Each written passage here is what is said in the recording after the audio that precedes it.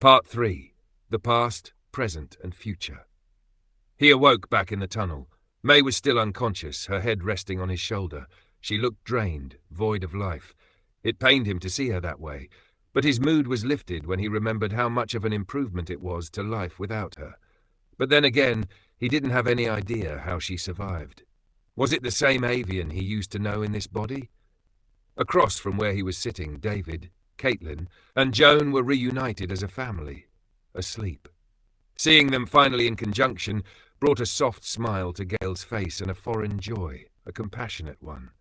He realized that was a relatively new feeling for him. He actually wanted someone else to be satisfied, joyful, or happy when it didn't benefit him.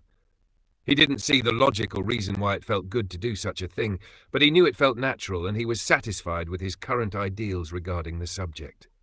He didn't need logic to guide him right now. In Gale's life to that point, logic only led to fear, and fear led to being controlled, coerced and manipulated. He was now capable of feeling free from the Emperit's grasp. He was now capable of feeling in general. Then he heard a sharp inhale, signifying that May had awoken. He looked over to her as she rose to look at him. There was a pause before she said, "I thought you were dead. All I remember is that awful pulse." She shook her head. "Then I woke up wherever you just saved me from. I don't even know where to start. I saw you die. It's like a dream." She just responded with a shrug, indifferently. In his past, he would have responded the same way as his traumatized wife. Now he knew there was more to living than thinking with logic and conversing in the same fashion. He knew that it was satisfying and gratifying to help others simply for the sake of helping others.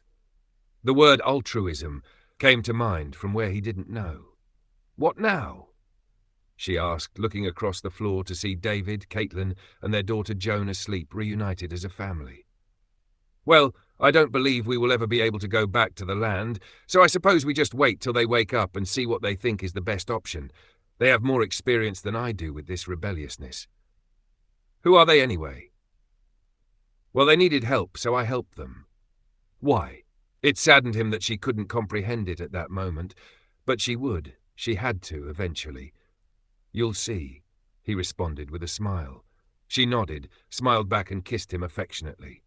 Gale began to question the reason why she would care about him like she did. They had an Oqua of 0, so all he could give her was company and affection. His care for her now was motivated with illogical reasoning he couldn't understand, but could feel instead. Maybe compassion was a natural trait that all divergents possessed, but locked away. Gale did find it natural to feel the emotion, so maybe a shimmer of it remained in everyone. He supposed it was possible that the mighty yet comforting grasp of compassion was taught out of the culture and individuals in their upbringing.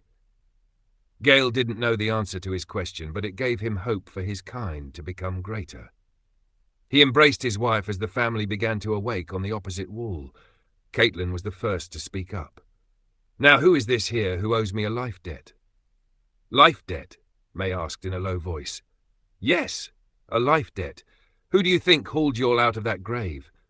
To Gale, it was clear May didn't know what a life debt or grave was, or had any memory of the events that took place in the last moments of her rescue.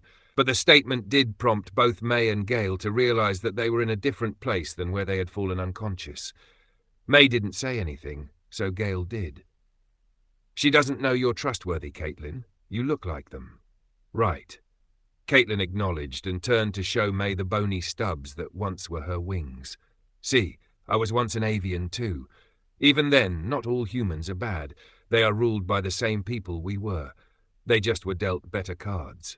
Gale didn't know what dealt or cards meant, but he understood the message. His trained response was to argue and say that, well, they aren't helping either. But that wasn't a good reason to blame them either. Sure, they were grabbing up the resources that the divergence produced, but why wouldn't they? They grew up being taught that compassion for your fellow humans was the most important thing, having no idea what was happening above besides that it was giving them food. While divergents were taught that serving the Emperites, or humans, was the right thing to do, the just thing to do. Humans and divergents aren't all that different. It's just that they each saw the Earth from a different perspective. As his thoughts continued to chain, he realized he had no idea how the society he had lived in came to be. "Caitlin, did you learn anything about what happened before this?" Gale asked, not knowing how to word it. It was never a question anyone ever asked to his knowledge. She excitedly began, "I do, actually, and it's called history, by the way. So it began thousands of years ago, when only humans and no divergents ruled the Earth, the place where we live beyond the land. They were creating complex machines that traversed the sky, the sea, and even some place called space, which apparently is above the sky. Then there was a big explosion from the sun and all their machines died, like plants do, and didn't work anymore. Some of the humans went up to space, but others stayed behind underground, slowly dying, which they also do like plants. Then some humans called scientists created a new type of creature, us divergents, with something called genetics. The creatures could fly, swim, haul, and hunt. Also apparently hunt, as in hunter, meant to kill other creatures that don't exist anymore to get food. Anyway, the most important trait that humans don't have is that we can survive on the surface without any of their complex technology, which is another word for machine. We were much more redundant and we thrived on the surface. At first, the humans respected us and left us to gain control of the Earth in their stead. Her excitement dissolved into a more regretful tone. However, just a couple 100 years later, they offered that they'd govern for us if we gave up our resources as their numbers were dropping. So they made an alliance with the divergents. The last bit is where my research differs from the public records. Obviously, the word alliance doesn't put their actions into perfect light, but that's still what they tell their people, that we are calling for them to come and govern us, while in return we give them means of survival. It's sick, but you can't blame the people for taking what they're given. All of it sounded so fanciful to Gale, but it was more information than he'd had prior, and she was right about at least one thing. He couldn't blame the people, which he imagined were the humans that lived in the city. Well then, what should we do now? Caitlin looked around at David, Joan, May, and Gale. "Well, I don't think any of us can go back to the land, but my family can survive without that rock. We've done it before. But to you, I am in debt, so I believe you two should come along with us to where the Brooks went, if you'd like. If you remember, they journeyed in the opposite direction as we did, farther down the tunnel than the house." May and Gale looked at each other. Gale was the first to break the silence, looking in his wife's direction. "What do you think?" "I've never met these Avians, or whatever they are. It's your call." Gale didn't believe he was decisive enough to choose between the options. He never had to choose anything, really. He always felt that he had no choice when he had to make a decision. He considered the options. If he and May stayed as partners, separate from the others, they'd be alone, like they were on the land. Or they could go with the family. They'd help each other to stay alive and build a new civilization together. He considered his motives and desires and eventually concluded. "We're in," he spoke up to Caitlin. "I hoped so," she said with a smile.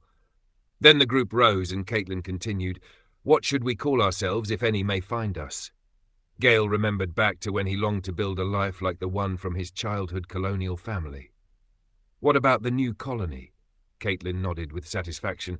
"I'll take it. Shall we be on our way then?"